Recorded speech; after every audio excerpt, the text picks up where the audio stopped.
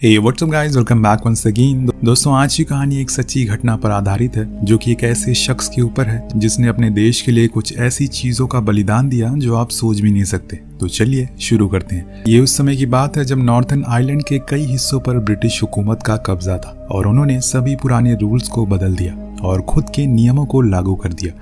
जैसे कि सभी को ज्यादा टैक्स देना होगा, स्कूल बंद कर दिए जाएंगे ताकि कोई ज्यादा पढ़े लिखे ना। और सबसे बड़ा चेंज ये था कि उन्होंने सभी उन प्रिजनर्स के वीआईपी ट्रीटमेंट को बंद कर दिया जो कि पॉलिटिशियन के थे, जो किसी वजह से जेल में आए थे या फिर सरकार का विरोध कर रहे थे। अगर सरल भाषा में कहा जाए तो वो लोग सरकार के गलत फैसलों पर उनके बनाए गलत कानून का विरोध करते थे। उन्हें जब जेल होती थी तो उन्हें कुछ खास चीज दी जाती थी क्योंकि वो किसी तरह के कैदी तो नहीं थे, ना ही उन्होंने कोई क्राइम किया था। इसीलिए उन्हें जेल में कोई भी काम ना करने की अनुमति थी, ना ही वो जेल की यूनिफॉर्म पहन सकते हैं और जिससे भी मन हो वो उससे बात कर सकते हैं। पर इस चीज को इंग्लिश गवर्नमेंट ने चेंज कर दिया, जिसके बाद चारों ओर बहुत हड़कंप हुआ। सभी लोग प्रदर्शन करने लगे, लेकिन उन्हें अब ये नहीं पता कि अब ये देश उनका नहीं बल्कि ब्रिटिशर्स का है। वो यहाँ पर पैसे कमाने के लिए रह रहे हैं। सेम वही हाल जो हमारे इंडिया के 7 सालों पहले हुआ था। देश तो हमारा था, लेकिन उसे चला कोई और बाहर वाले रहे थे। लेकिन उसमें भी कुछ ऐसे फ्रीडम फाइटर थे जिन्होंने देश के लिए ना तो भूख देखी और ना ही कोई बीमारी, बस लड़ते रहे अपने आखिरी दम तक। हम कुछ लोगों को प्रोटेस्ट करते हुए देखते हैं, पर उनके चेहरे से पता चल रहा होता है कि अब वो थक चुकी हैं, क्योंकि कोई सरकार या कोई सिस्टम अब उनकी बात नहीं मान रहा है। पूरे नॉर्थर्न आयरलैंड के लोग परेशान और बेहाल हो गए सभी कानून से। इसी बीच हम एक ऑफिसर को देखते हैं जिसकी एक जेल में पोस्टिंग हुई है, जहाँ पर आए दिन बहुत सारे पॉलिटिकल प्रिजनर्स आते रहते हैं। आज हम ये डेवी नाम के एक कैदी को देखते हैं जो दिखने में काफ़ी अच्छे घर का होता है, लेकिन वो आते ही अपनी डिमांड रखने लगता है, जैसे कि वो कुछ भी काम नहीं करेगा, जेल की यूनिफॉर्म नहीं पहनेगा और बहुत कुछ उसे लग रहा है कि अभी भी इस जेल में वो कानून चल रहा है। लेकिन उसकी बातें सुनकर वहाँ के इंग्लिश ऑफिसर उससे पहले खुद के कपड़े उतारने को कहते हैं और फिर इतना मारते हैं कि उसका सर ही फट जाता है और फिर बिना कपड़ों के एक ही सेल में बंद कर देते हैं। वो सेल में किसी कमरे जैसा नहीं बल्कि टॉयलेट जैसा लग रहा था। ऐसा क्यों, वो भी हम आपको बता दें। दरअसल जितने भी कैदी यहाँ पर मौजूद हैं वो एक डर्टी गेम नाम की प्रोटेस्ट कर रहे हैं, जिसमें वो किसी भी तरह के टॉयलेट करने के लिए बाहर नहीं जाएंगे, बल्कि वहीं सेल के अंदर ही टॉयलेट करेंगे और जो भी उनका वेस्ट होगा उन्हें वो वहाँ की दीवारों पर पोत देंगे। ऐसे ही डेवी के सेल वाला बंदा भी करता है और उसकी पूरी दीवार सड़कर बेहाल हो जाती है। उन्हें जब भी यूरिन आता है वो एक ट्यूब में उसे यूज करते हैं और फिर उसे गेट के बाहर लुढ़का देते हैं। और ऐसा सिर्फ वो नहीं बल्कि सभी कैदी करते हुए आ रहे हैं, क्योंकि ये उनका प्रोटेस्ट करने का हिस्सा है। वो भले ही जेल के अंदर है, लेकिन उनके अंदर अभी भी जज्बा बाकी है अपने देश के लिए लड़ने का, उन्हें कानून बदलने का जो उनके लिए सही है। अब डेवी चारों ओर देखता है और हैरान रह जाता है, और जब वो जॉन अपने साथी को देखता है तो और हैरान हो जाता है, क्योंकि वो पिछले 3 महीने से नहाया नहीं था। कुछ देर बाद उसके लिए खाना आता है जिसे वो खाने लगता है, लेकिन तभी जॉन उसके सामने ही टॉयलेट करने लगता और फिर अपने वेस्ट को दीवारों पर पोत देता है। ये देखकर डेवी का मन अजीब सा होने लगता है और वो खाने को फेंक देता है। उन दोनों में बात ही होती है तो डेवी बताता है कि वो प्रोटेस्ट कर रहा था, लेकिन फिर एक दिन आर्मी वाले ने उसे पकड़ लिया और यहाँ पर लाकर बंद कर दिया। लेकिन जब मैंने तुम्हारी इस सेल की हालत देखी तो मैं और हैरान हो गया। जॉन जवाब देते हुए कहता है, ये हम लोगों का एक तरीका है प्रोटेस्ट करने का, जिसमें हम ना तो कपड़े पहनते हैं और ना ही यहाँ का वॉशरूम यूज करते हैं। घबराओ मत, तुम कुछ दिन में समझ जाओगे। अब दिन ऐसे ही बीतने लगते हैं। डेवी उस सेल में लगी एक लौती खिड़की से बाहर देखता रहता है और यही सोचता रहता है कि आखिर क्यों बड़े लोग छोटे लोगों को किसी जानवर की तरह समझते हैं। क्या गरीब लोगों को जीने का हक नहीं होता?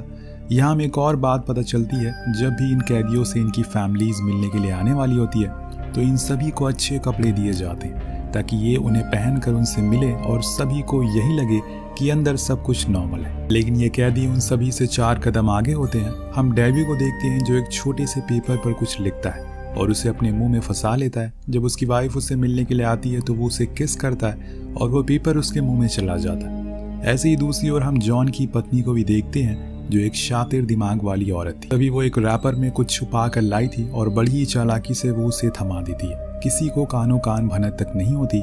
जब वो लोग वापस अपने सेल में जाते हैं तो जॉन उस रैपर को अपने वेस्ट में छुपा देता है जहाँ पर उसने वो सब इकट्ठा किया था।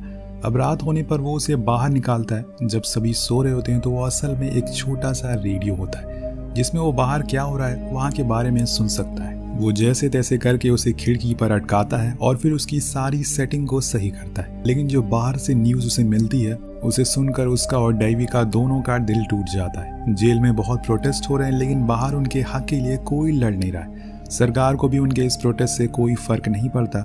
ये सब जानकर वो दोनों बहुत ही उदास हो जाते हैं।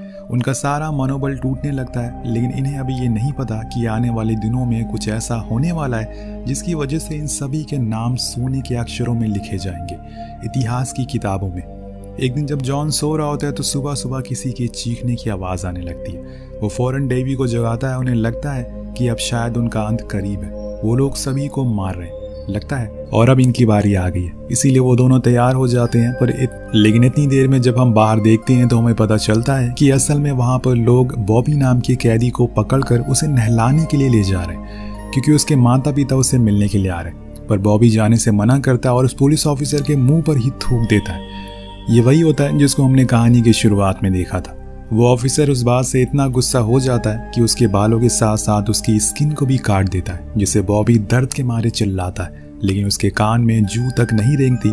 इसके बाद वो लोग जबरदस्ती उसे नहलाते हैं और फिर वैसे ही हालत में उसे ले जाकर कपड़े पहनाकर उसके माँ बाप के सामने पेश कर देते हैं। लेकिन उन्होंने उस पर नजर रखी हुई थी, कहीं वो कुछ उन्हें बता ना दे। अब बॉबी एक भी शब्द नहीं कहता और चुपचाप बैठकर स्मोक करता रहता है। यहाँ तक कि उसकी मॉम पूछती है कि उसके चेहरे पर ये चोट कैसी लगी, क्या उसकी किसी से लड़ाई हुई है? अगर ऐसा हुआ है तो वो कंप्लेन करेंगी ताकि वो वहाँ की साफ सफाई कर सके।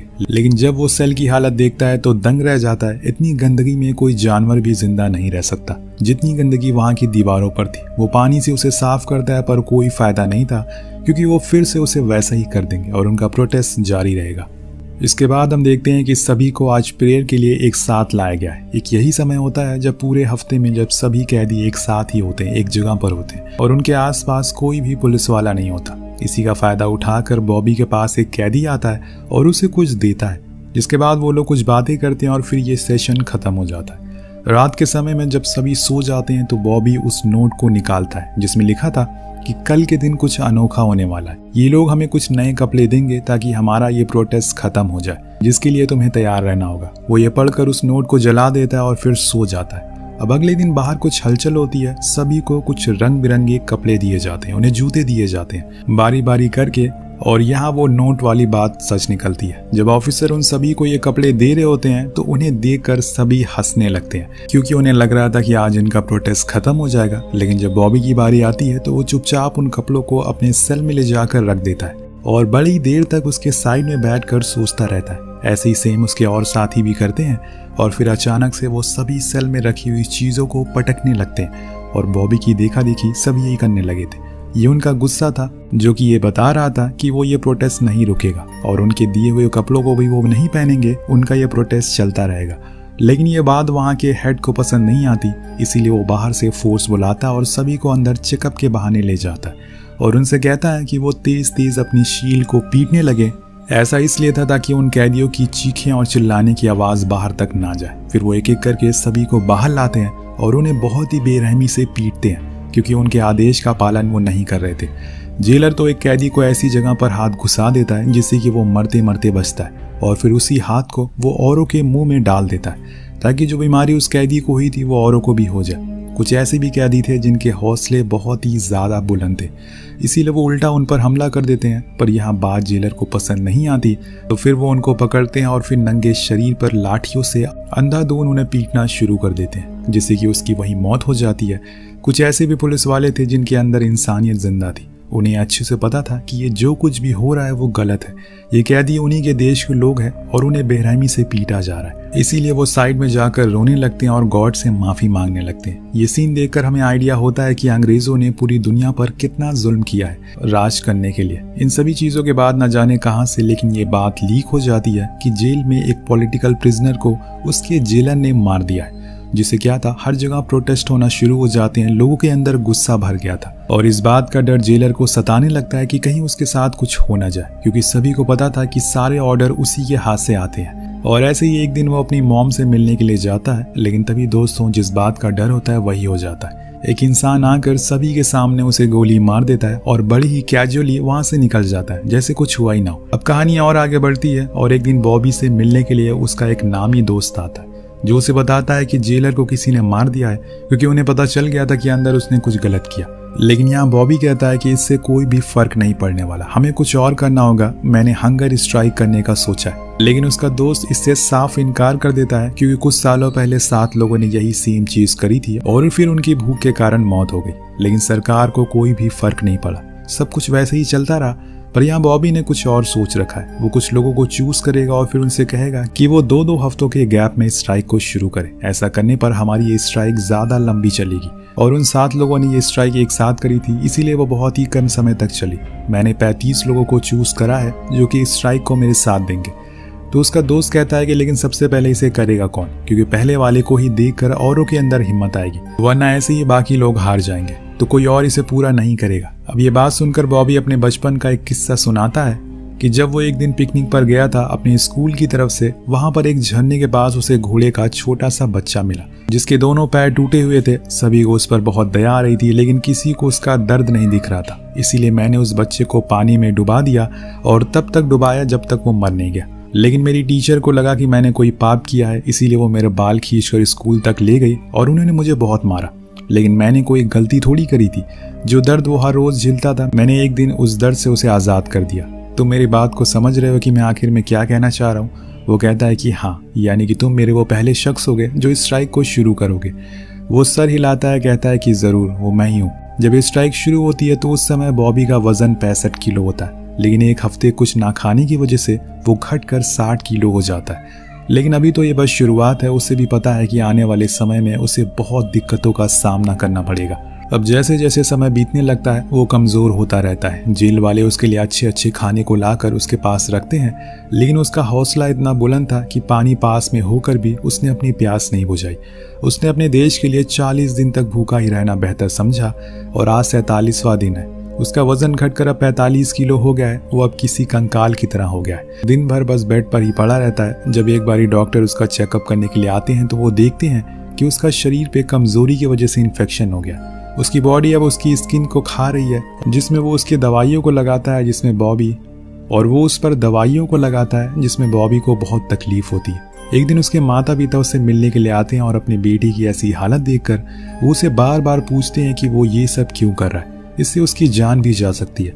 लेकिन बॉबी कुछ नहीं कहता और वापस अपने सेल में चला जाता है और फिर से वही रूटीन शुरू हो जाता है। रोज खाना आता है और फिर वापस चला जाता है। इतने टाइम से भूखा रहने की वजह से उसे अब दौरे भी आने लगे थे, जिसमें वो बार बार मौत के मुंह से वापस आता था।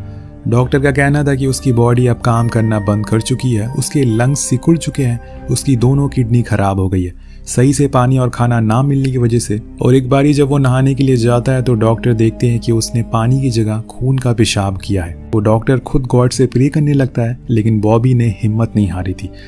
वो अभी भी अपने देश के लिए, अपने हक के लिए लड़ रहा था, चाहे कुछ भी हो जाए। जब वो नहाने के बाद खड़ा होने की कोशिश करता है तो लड़खड़ा कर गिर जाता है, क्योंकि उसके पैरों में अब इतनी जान बची नहीं है कि वो खड़ा हो सके। अब डॉक्टर उसे उठाकर सेल में लाते हैं और यहाँ पर बॉबी का शरीर उसका साथ छोड़ रहा था। शायद उसका अंत करीब आ रहा है, क्योंकि हर दिन उसकी बॉडी में बने घाव सड़ रहे थे और उसका दिल भी अब काम करना धीरे धीरे बंद कर रहा था। अब एक दिन जब उसकी माँ उसे मिलने के लिए आती है तो वो अपनी बेटी की ऐसी हालत देखकर रोने लगती है और प्रे भी करती है।